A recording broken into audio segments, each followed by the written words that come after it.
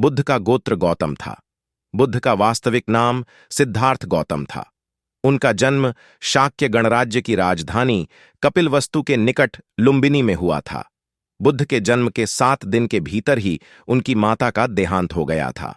उनका पालन पोषण उनकी मौसी गौतमी ने किया था। शिशु का नाम सिद्धार्थ रखा गया था। शाक्य वंश के राजा शुद्धोधन सिद्धार्थ के पिता थे। सिद्धार्थ के जन्म से पूर्व हुई भविष्यवाणी से परेशान होकर उनके पिता ने उन्हें तपस्वी बनने से रोकने के लिए राजमहल की परिधि में रखा। गौतम राजसी विलासिता में पले बढ़े। बाहरी दुनिया से आक्रांत नृत्य करने वाली लड़कियों द्वारा मनोरंजन, ब्राह्मणों द्वारा निर्देशन और तीरंदाजी, तलवारबाजी, कुश्ती, तैराकी और दौड़ में प्रशिक्षित किए गए थे। कम उम्र में ही उनका विवाह राजकुमारी यशोधरा से करा दिया गया। दोनों का एक पुत्र भी हुआ जिसका नाम राहुल था। गौतम बुद्ध की वजह से बदल गया इस स्त्री का जीवन। जाने कैसे सिद्धार्थ बचपन से ही अत्यंत करुण हृदय वाले थे। वह किसी का भी दुख नहीं देख सकते थे। इतने प्रयासों के बाद भी 21 वर्ष की आयु में उनकी अपने राज्य कपिलवस्तु की गलियों में उनकी दृष्टि 4 दृश्यों पर पड़ी। ये दृश्य थे: एक वृद्ध विकलांग व्यक्ति, एक रोगी, एक पार्थिव शरीर और एक साधु।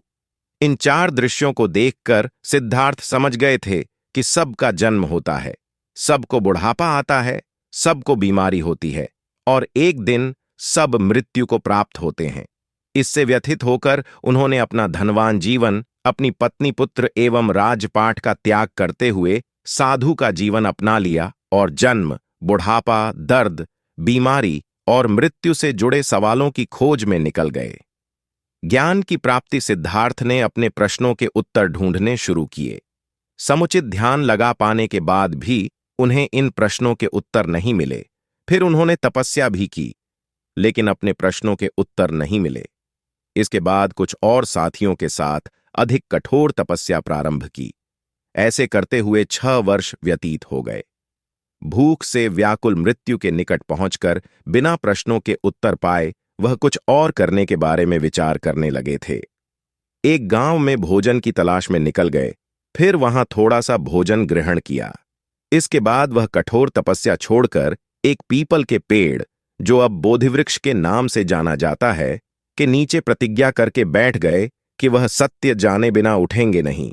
वह सारी रात बैठे रहे और माना जाता है यही वह क्षण था जब सुबह के समय उन्हें पूर्ण ज्ञान की प्राप्ति हुई थी।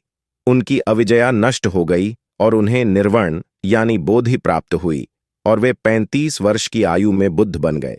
बुद्ध को शाक्य मुनि के रूप में भी जाना जाता है। 7 हफ्तों तक उन्होंने मुक्ति की स्वतंत्रता और शांति का आनंद लिया।